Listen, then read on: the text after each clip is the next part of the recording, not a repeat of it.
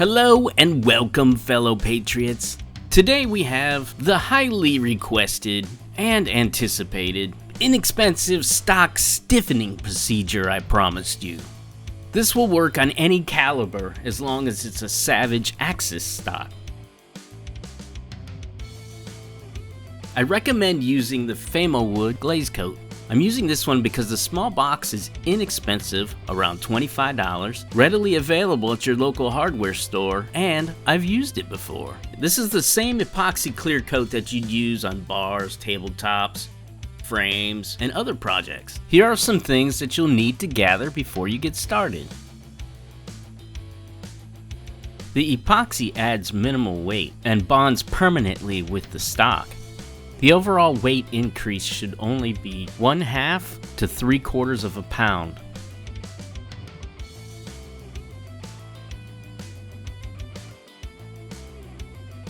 So I set up some crude drawings in order to try and better explain our plan of action. We will be drilling a few holes into the stock. The drill holes are marked in green. The blue is actually the epoxy resin. The red lines are your cavity space. I used 3 different drill bits, 1/8, 1/4, and 3/8. Depending on your skill level, you may want to only use 1/4 and 1/8 inch bits. We'll go over that in more detail later on. It's imperative that you drill straight and not at an angle, because you can permanently damage your stock. By drilling through the braces, we allow the epoxy to flow freely from one cavity to the next, creating one solid cohesive piece. I use a 1/8 bit first in order to make the pilot holes. Those are also the holes for the most forward compartment. I want you to take notice of the level of the epoxy. You should stay within 1/8 of an inch below the top of the brace. And you in no way want the epoxy to be higher than the recoil lug. So now, let's get started.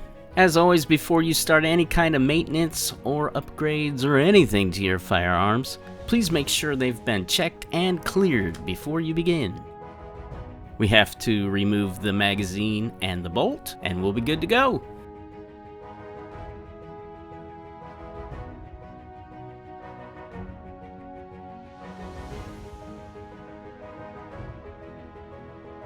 Let's begin by removing the 2 bolts on the underside of the firearm. At this time, I'd like to ask you to please take a look at my other videos and give me a thumbs up. They're a lot of work, and I surely do appreciate you watching.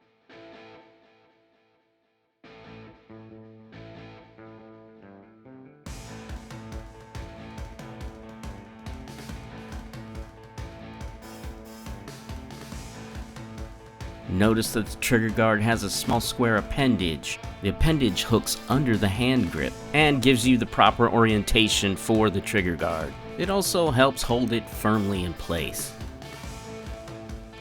Next, we move on to the forward bolt, which is the smaller of the 2. Once removed, place them to the side. From here, the entire stock should come free from the barrel and the trigger assembly.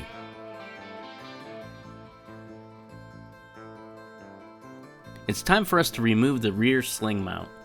Unscrew it.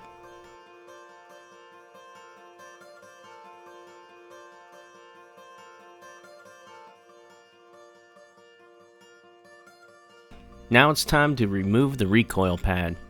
Apply slight pressure to the retaining clip because it's very easy to break off the retention tab. We will be adding some of the epoxy to the end piece. This will help counter some of the new weight from the epoxy that we're adding to the front. We do not fill the inside of the stock. It'll run out everywhere. Now it's time for your blue tape. The tape helps protect your stock from the drill and also from any drips that may occur. The edge of my tape touches just above the braces. I also cover the outside of the stock. I took care to cover up the recoil lug. I'll remove it later on in the process. This is the hole for the appendage tab from your trigger guard. This hole, as well as added weight, are two of the main reasons why we don't fill the stock full of epoxy. It'll still be nicely balanced when you're done. And now it's time to start drilling our pilot holes. We're going to start out with the 1/8 inch bit. Drill all your pilot holes, and then move on to your 1/4 inch bit, as well as your 3/8 inch if you so choose. It's critical that your holes are drilled straight and in the center of the braces. And do not drill at an angle. You can ruin your stock. This is where the alcohol comes in.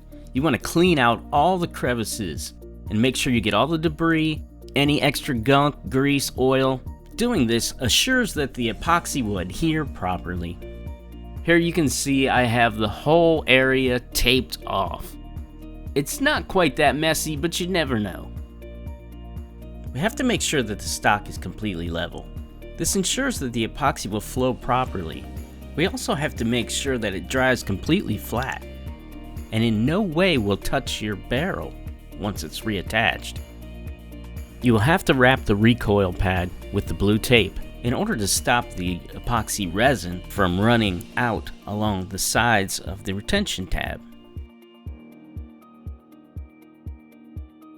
The epoxy bottles come with graduations on them. You must mix the epoxy in equal parts.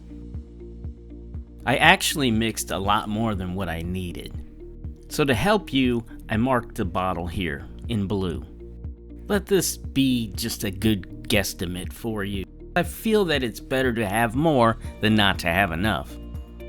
It must be mixed thoroughly. Continue mixing until you no longer see white swirls come up from the bottom.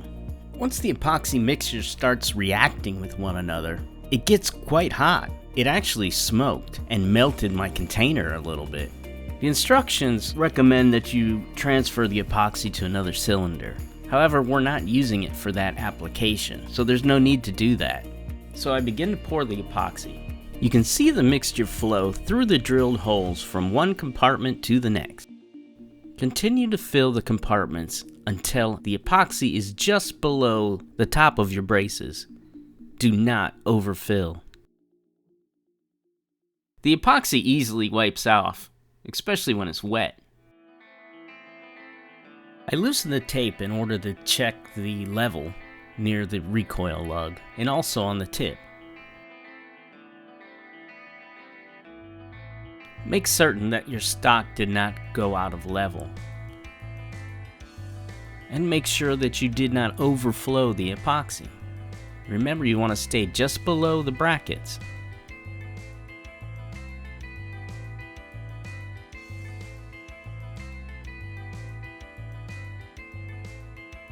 If you do have a little too much epoxy, try and remove some of it before it hardens with a rag. The rag will wick up the epoxy. Here I am about 15 minutes into the process. The stock is quite warm.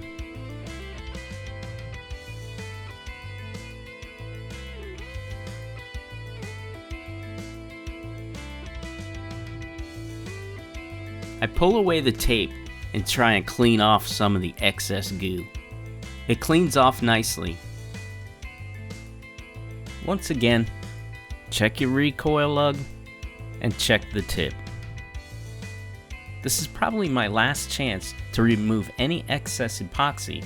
Otherwise, I'll have to do a lot of sanding, and I could possibly damage my stock.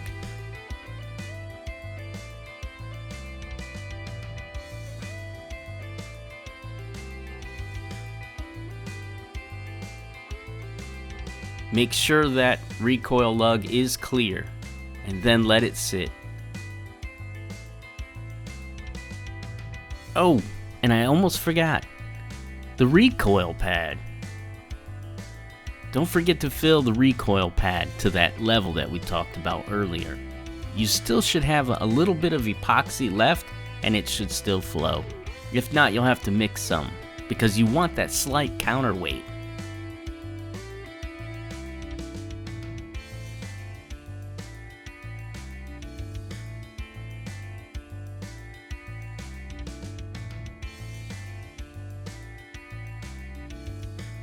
At this point, the epoxy has completely hardened. The epoxy and your stock are now one complete solid piece. Install your recoil pad and the sling mount.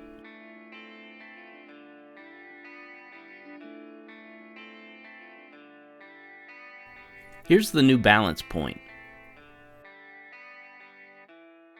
It really didn't shift much at all. It was here. So happily we added very little weight towards the front. If there's any drips or any splatters still left on your stock, a piece of blue tape seems to lift them off nicely. Now it's time to reinstall your barrel onto your new stock.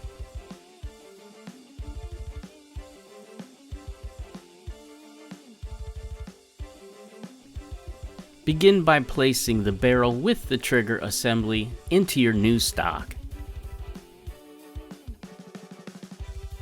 Start with the smaller forward screw, but do not tighten. You actually want to leave it a little loose. Let's go ahead and put in your trigger guard. Remember the little appendage tab? You want to place that in under your hand grip and it'll fall right in. Then place in the longer rear bolt. The rear bolt actually pulls the barrel away from the stock, allowing it to rest in its floating position. And there's a test we'll do later on that will check for proper flotation. Tighten the rear bolt until it's just snug. Now we snug up the front bolt. Before you finalize the installation, you want to make sure that everything is seated properly, the barrel is not rocking in any way, everything looks good and in place. Then we're going to tighten the bolts another quarter turn. Do not crank down on them. Then we reinsert our bolt and we do a safety check. Our safety check is basically making sure that the safety is functioning properly. Engage the bolt, place the firearm in the safe position, and dropping it onto the floor, onto the recoil pad, from about the height of your knee several times, making sure that the switch does not come off safety. Next, we're going to do the floating test. What this does is it makes certain that the barrel is not coming in contact with your stock in any way. The only contact point on the stock should be the recoil lug. That's what makes a true floating barrel. It's recommended that you do this with $3 to $5 bills. Well, I don't have any dollars, so I'm using an envelope. You see, when you fire your gun, your barrel vibrates like a plucked guitar string, and your barrel also expands when it gets hot. If you have any snags or hang-up points, you need to go back and sand those down. The other thing you should do before you start to sand is to extract your bolts and reinstall them. Make sure that the large rear bolt is pulling the barrel up properly. Otherwise, it totally defeats the purpose for doing this entire installation. Finally, I'd like you to take notice of the minimal amount of weight that we've actually added to your stock. Well, that wraps up our video. It was a good one. I feel worn out. But thank you for watching. Please take a look at my other videos that may be helpful as well. Also, please take a look at my other channel. And also, please refer my videos to your friends. I would appreciate that. Remember to keep the Lord first. Keep your eye on Him. It truly does help. With His grace, He can turn this world around. Just like that. And if you wouldn't mind giving me a thumbs up, See you next time.